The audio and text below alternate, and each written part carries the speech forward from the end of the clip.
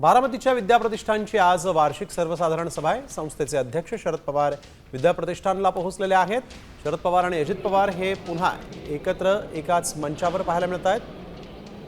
आपण बघतोय यावेळेस बारामतीमध्ये हा कार्यक्रम होतोय, ज्या कार्यक्रमाला शरद पवार आणि अजित पवार हे एकाच मंचावर। अक्षय बडवे आमचे प्रतिनिधी आपल्यासोबत फोन लाईनवरून जोडले गेलेत। अक्षय, आपण बघतोय की पुन्हा एकदा काका पुतणे हे एकाच मंचावर राजकीय चर्चा होऊ शकते का? काय या संदर्भातली माहिती?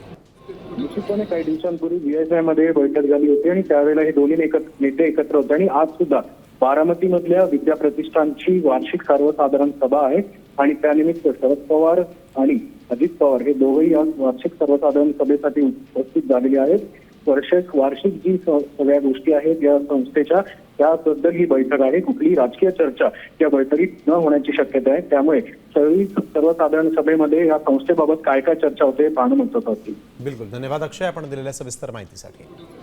बारामतीमध्ये कार्यक्रमात शरद पवार अजित पवार एकत्र आलेत। आता isakal.com आहे देशातील नंबर 1 ची मराठी न्यूज वेबसाईट। प्रत्येक अपडेटसाठी isakal.com ला नक्की भेट द्या।